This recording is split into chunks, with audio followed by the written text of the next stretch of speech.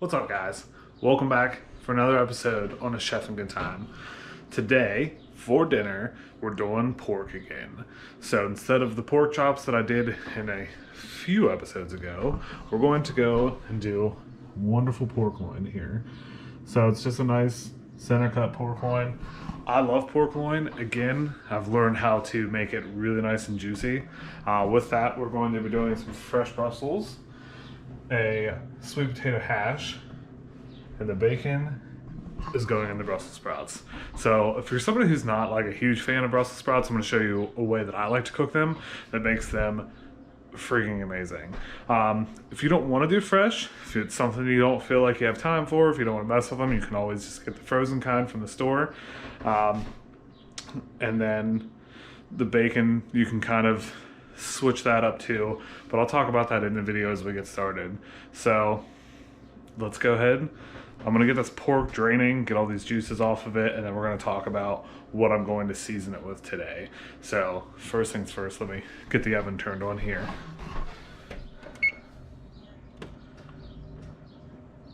All right, guys, got this strained and got all the juices out of it. Just laying it here. Again, I'm all about that easy cleanup. Throw a piece of foil down. I sprayed it with some Pam and laid our pork loin out on it. So if you don't really want the fat on there, you're more than welcome to go ahead and trim some of this off. I'm gonna let it because I like that it's gonna bring some more flavors into it. Whenever it comes to doing a pork loin like this, the stores sell basically, any flavor that you want.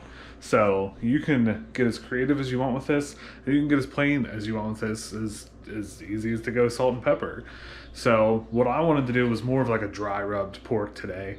You could do barbecue, herbs, fresh herbs, garlic, things like that. But today we're gonna do a nice little dry rub. And I say dry rub, but I'm gonna make it a little bit wet, and I'll explain that.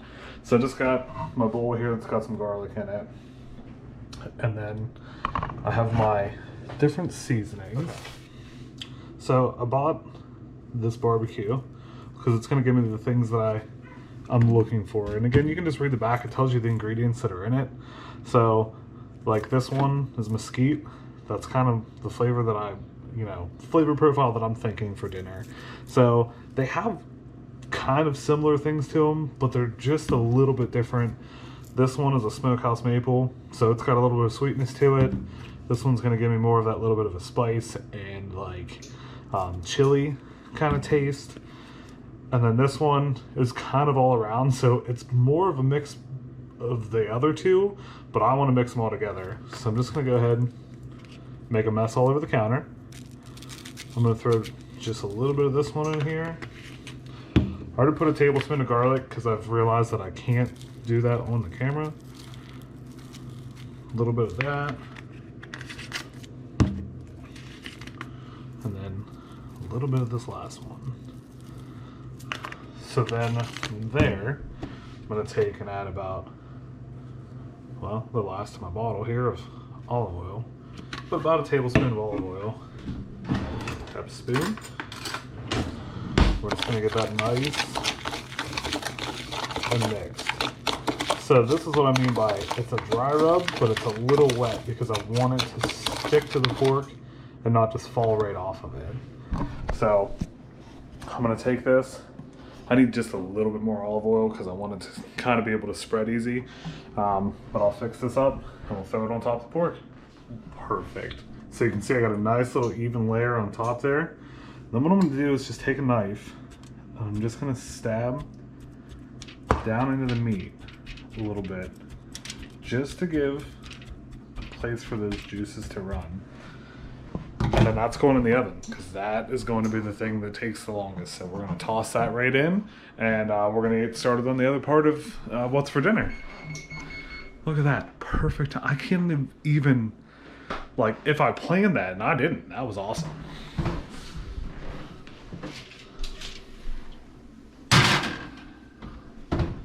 Okay, next on the agenda is going to be the Brussels sprouts.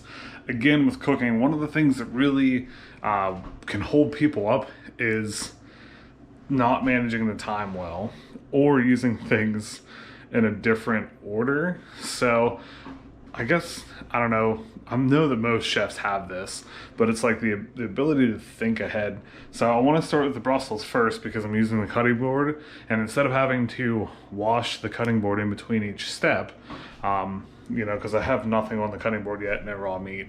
Obviously, if I had something raw in there, I would wash it. But we're gonna end up cutting the bacon for the Brussels, so I'm gonna go ahead and just cut the Brussels first, and then my sweet potatoes, and then we'll cut the bacon.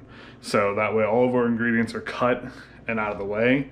But again, now you're not wasting time and having to wash the cutting board in between. So these Brussels here, if you've never dealt with fresh Brussels sprouts, they're super simple, really delicious.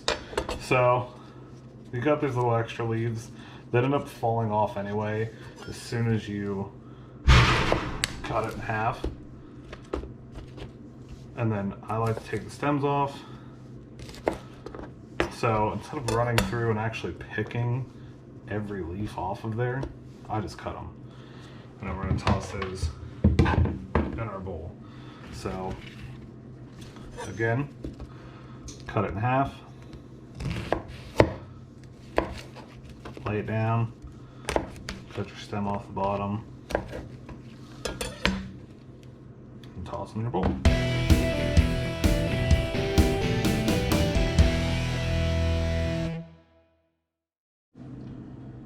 Okay guys, Brussels are cut and in a bowl. We're gonna start with our sweet potatoes. Sweet potatoes can be intimidating. They're actually kind of hard to cut, something to be very, very careful with. Make sure that you have a sharp knife and take your time as always. I'm gonna peel these because again, I'm gonna end up dicing them up and we're turning them into sweet potato hash. If you don't want to do that, again, you can just bake them. So if you like baked sweet potatoes, you can bake them right off that way. If you want to turn them into mashed sweet potatoes, peel them, cube them up, go ahead and throw them in some, you know, water, let them cook, kind of like mashed potatoes. But for today's purpose, I think I have an onion, yes, we are going to make the hash. So I like to save the bag that it comes in. That way whenever I go to peel it, I go right into this bag. And another chef tip there is now, whenever it comes time to clean up, I can just take the whole bag and throw it right in the trash instead of trying to chase it off my cutting board. So I'm gonna go ahead and get these all peeled. All right, those are peeled. I also wanted to point out, in case anybody ever uses an actual peeler like this, and you've always seen this little thing over here, this is not for you to put it on your belt loop. What it actually is, for people that may not know, so say, I know that's not like a pit, but you know like your regular potatoes, how sometimes you get the eyes? That's meant so that you can go ahead and just dig that eye right out. So, there you go. I mean, just chef tips all day, that's what I'm here for. So, those are ready to go. We're gonna go ahead and dice these up into a smaller dice. I've put a pot of water on for the Brussels sprouts because we need to blanch them before we cook them, so I have that going. Again, with anything round and unstable, you want to make sure that you give yourself something stable to work with. So get it as stable as you can, take the side off, and then roll it to that flat edge so that you can work with it.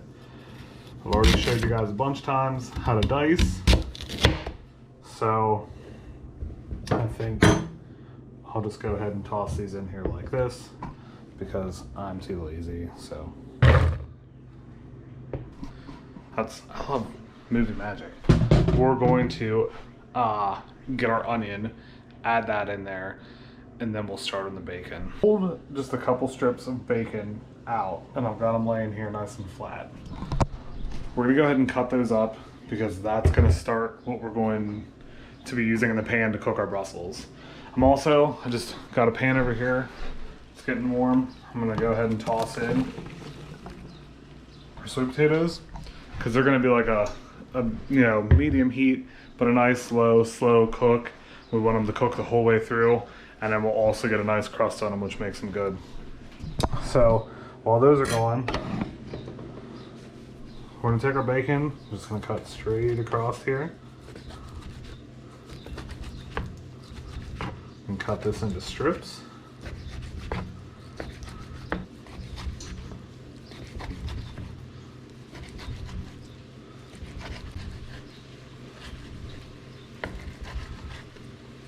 Those are cut. We're going to come over to the other pan I have here.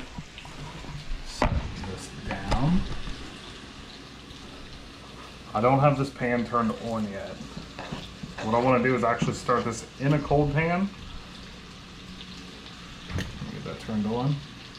Because we want to render out the fat. So if you start it in a hot pan, it's going to start cooking it and sizzling, and it's not going to get all the fat rendered out by the time we're ready to use it.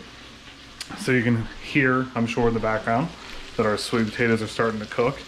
The bacon, like I said, is going to start rendering out, and we're gonna just get all that fat to come out of there, and the bacon's gonna get nice and crispy.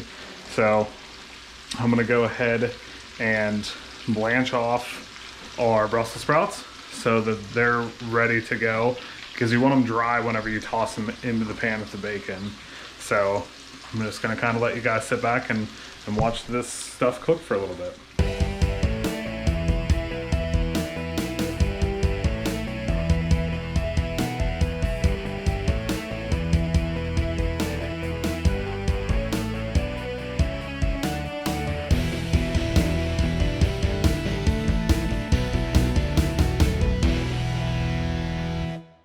Our bacon here is basically deep frying itself, which is making it awesome. Brussels are over here.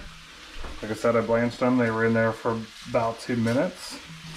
And then this guy, just nice and low and slow still.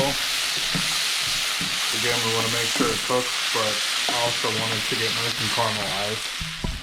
I gotta remember that that's so loud when I put the mic right onto it. So I'm gonna keep letting this bacon just render out for a little bit longer and keep letting these cook. Our pork has been in for, we're looking at about 45 minutes now, and it is looking gorgeous. So we're gonna keep it going. So once the bacon gets done rendering out all the fat, we'll check back in, and our bacon here is getting nice and crispy, and it's gonna continue to cook. So I'm gonna pull all that out. Told you it was hot. So it's like a mini deep fryer of bacon fat, which would be fantastic. So what I'm gonna do is I wanted that because I don't want all the fat. You can see it's rendered out a good bit. But I am gonna dump some back in our pan, because that's what we're gonna use to cook our Brussels. So the reason I said that I wanted the Brussels sprouts to be nice and dry is whenever you go to throw them in this pan, you're gonna get a little popping and carrying on. So I've actually turned off the heat for now. And I just want those to go ahead and start cooking. So once that cools down, I'm gonna give it like another minute to cool down. I'm gonna turn it back on about medium heat, and then we're gonna start cooking those as well.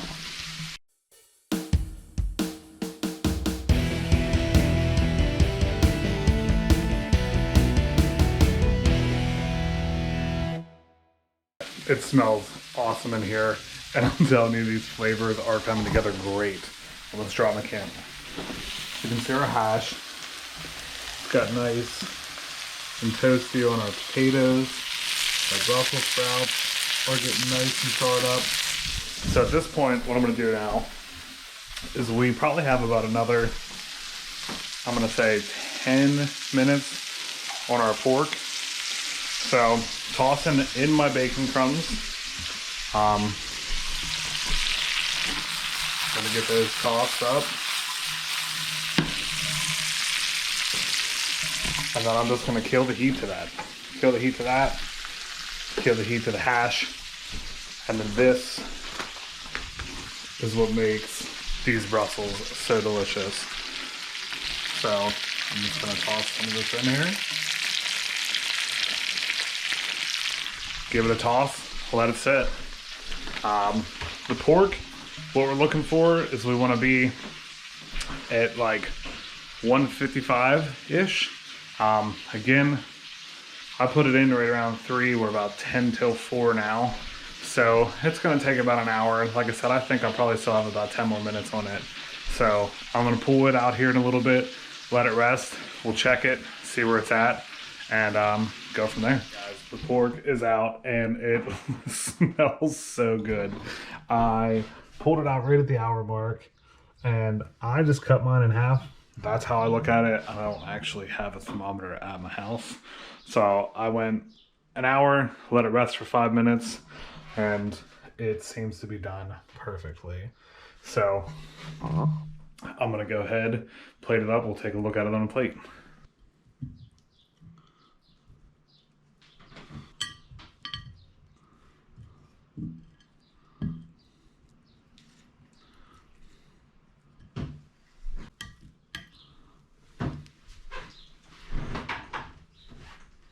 And that's gonna do it. So, as always, I really hope that you've enjoyed this episode. I know I'm excited to eat after having to smell that this whole time. I hope that it's taught you a new way to cook it. Again, if you don't like any of those flavors that I've talked about, or if you're thinking of a different flavor, you can always barbecue sauce, dry ranch packets, French onion packets.